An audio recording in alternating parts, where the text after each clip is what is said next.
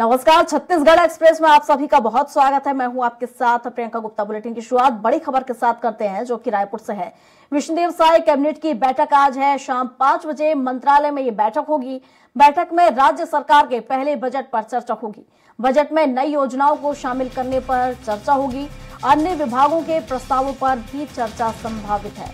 तो पिछली कैबिनेट में राज्य सरकार ने मोदी की गारंटी को लेकर निर्णय लिए हैं और इस कैबिनेट में भी किसी एक गारंटी पर निर्णय लिया जा सकता है।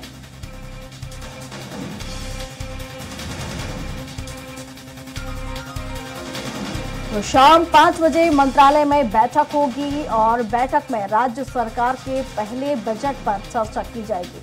तो बजट में नई योजनाओं को शामिल करने को लेकर चर्चा की जाएगी। इसके साथ ही अन्य विभागों के प्रस्तावों पर भी चर्चा होना संभव माना जा रहा है। विष्णुदेव साय कैबिनेट की बैठक आज लेंगे।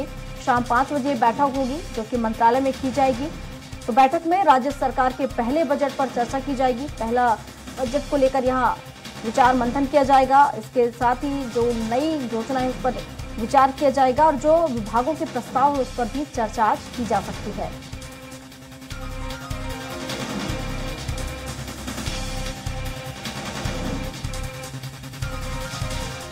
और इस पर विस्तार से जानकारी के साथ हमारे सहयोगी दिलीप साहू हमारे साथ जुड़ चुके हैं। दिलीप, सीएम साय शाम 5 बजे आज बैठक लेने जा रहे हैं। कई प्रस्तावों पर चर्चा की जाएगी। मोदी की गारंटी उस पर भी चर्चा की जाएगी। क्या कुछ अपडेट इस बैठक को लेकर?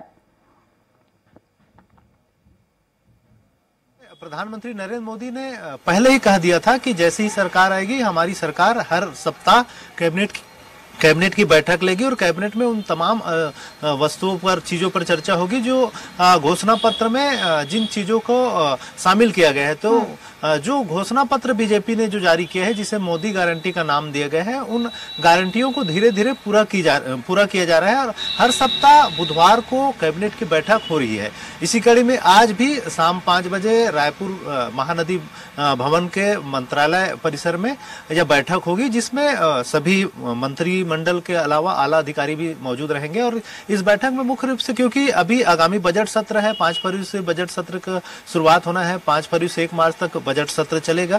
इसके लिए सभी विभागों से लगातार विभागीय समीक्षा की जा रही है। कल भी मुख्यमंत्री विष्णुदेव साय ने मंत्रालय में अपने विभाग से संबंधित तमाम अधिकारियों के साथ, आला अधिकारियों के साथ बैठक की और उन्होंने आगामी समय में बजट की क्या क्या जरूरत है, विभाग में कौन कौन सी योजनाएं चल रही, किन किन योजनाओं के लिए कितनी बजट की जरूरत है, इन तमाम चीजों को लेकर उन्होंने समीक्षा की थी। इसी कड़ी में आज जो बैठक है उसमें क्योंकि लगातार जो वित्त मंत्री है ओपी चौधरी, वो लगातार सभी मंत्रियों के साथ बारी बारी से उनके विभागों की समीक्षा कर रहे हैं, खास करके बजट को लेकर।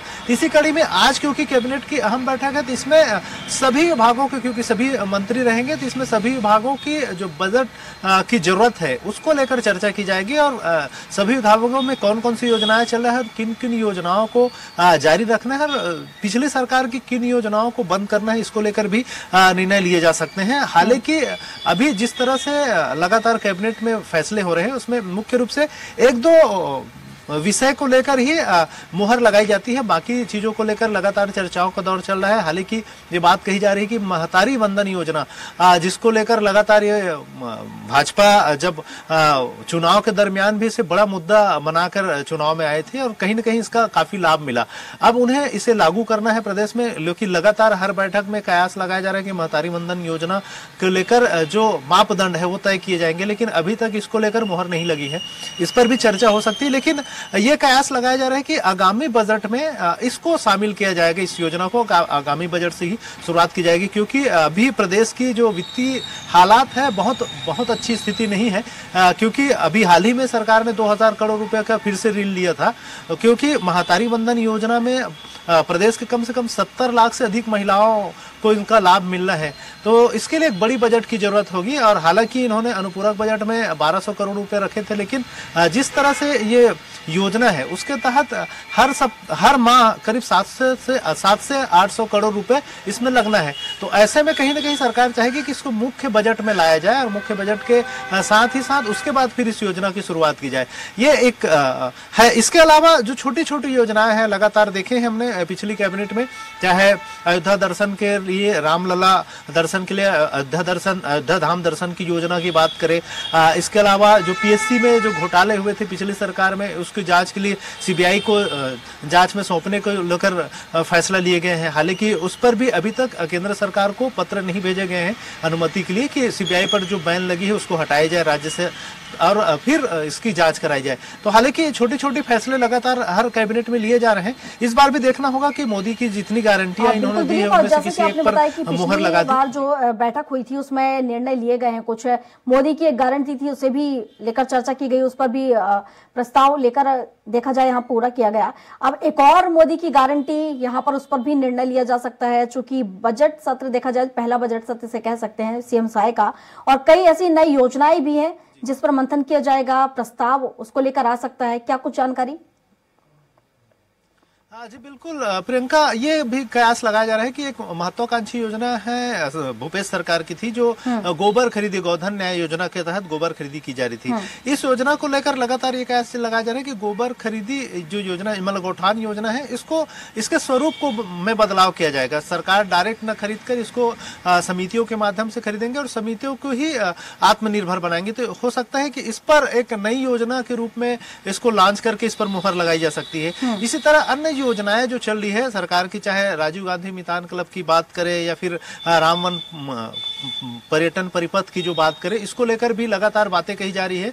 और जिस तरह से मध्य प्रदेश में रामवन गमन पर्यटन परिपथ को लेकर एक अलग रूट तैयार किया गया है और पिछले सरकार ने जो रूट तैयार किए थे, जो बातें कही गई थी कि सरगुजा से लेकर बस्तर तक जो रामवन गमन पर्यटन परिपथ के लिए 72 स्थानों को चिन्हांकित किया गया था, जिनमें से 9 स्थानों को चयन करके उन्हें विकसित भी किया जा रहा है।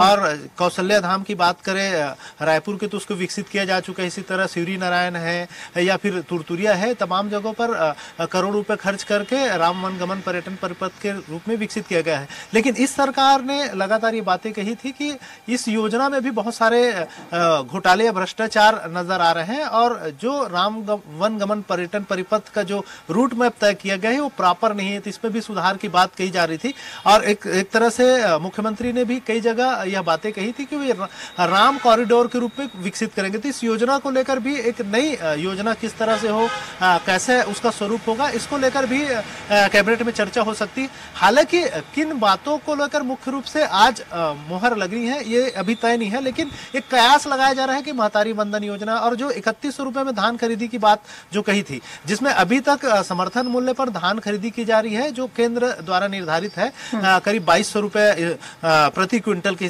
दर पर ही खरीदी की जा रही है। क्योंकि भाजपा ने अपने घोषणा पत्र में मोदी गारंटी में 3100 रुपया प्रति क्विंटल धान की कीमत देने की बात कही थी। जो 900 रुपए की गैप की राशि है, अंतर की राशि, उसे एक मुश्त एक किस्त के रूप में देने की बात कही गई थी। इस पर लेकर भी चर्चा की जा सकती है कि उसे किस रूप में कैसे किसानों को दिया जाए। हालांकि अभी जब इसको भी मुख्य बजट में लाने के प्रावधान किए जा सकते हैं, क्योंकि इसके लिए भी बड़ी राशि की जरूरत पड़ेगी, करीब 10,000 करोड़ रुपए की राशि इसमें लगना है।